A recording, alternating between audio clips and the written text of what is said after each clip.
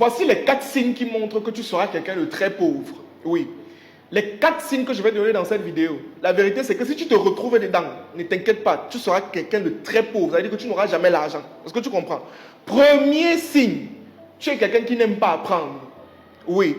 Si tu es quelqu'un qui n'aime pas apprendre, ne t'inquiète pas, tu vas être pauvre. Parce que la richesse répond à l'apprentissage continuel. Même les gens milliardaires, multimillionnaires cherchent toujours à apprendre. Tu es quelqu'un qui ne lit jamais. Tu ne regardes jamais de documentaires. On met les formations. Non, il ne veut pas acheter les formations. Ce sont les escrocs. Tu seras très pauvre, ne t'inquiète pas. Quand on dit même formation, ce n'est pas forcément mes formations ou les formations des gens qui sont en ligne. C'est-à-dire une formation même professionnelle pour avoir une compétence. Tu n'aimes pas apprendre, tu n'aimes pas te développer. Tu seras pauvre, ne t'inquiète pas. Ça, c'est le premier signe. Deuxième signe, tu es quelqu'un d'indiscipliné et tu manques de foi. Ça veut dire que tu travailles, mais tu n'es pas constant.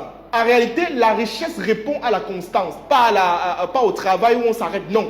En réalité, si tu es quelqu'un qui dit que tu veux devenir riche, mon cher ami, tu dois être constant dans ce que tu fais. Tu dois avoir une discipline accrue. Tu ne dois pas commencer les choses et t'arrêter. Si tu commences les choses et tu t'arrêtes, je te garantis, tu es tout droit vers la pauvreté. Tu vas stagner toute la vie. Et j'ai ajouté à la discipline quelque chose de très important, la foi. Ça veut dire que tu dois être en mesure de croire en ce que tu fais. Si tu ne crois pas en ce que tu fais, laisse-moi te dire, tu ne pourras pas progresser. Parce qu'il faut comprendre que c'est le travail plus la foi qui apporte le résultat.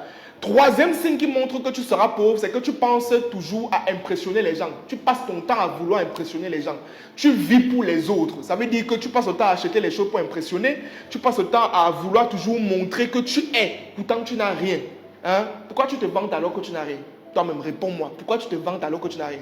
Tu n'as rien. Pourquoi tu montres que tu n'as rien? D'accord? Redescends d'abord. Après, maintenant, tu montes petit à petit. D'accord? Parce que plus tu veux impressionner les gens, plus tu t'engloutis dans la pauvreté. Est-ce que tu comprends? Et le quatrième signe qui montre que tu seras quelqu'un de très pauvre, c'est que tu n'es pas spirituel. Oui, tu es un être charnel, tu n'es pas un être spirituel. Regarde, il y a des dimensions financières que pour atteindre, il faut être rempli dans l'esprit.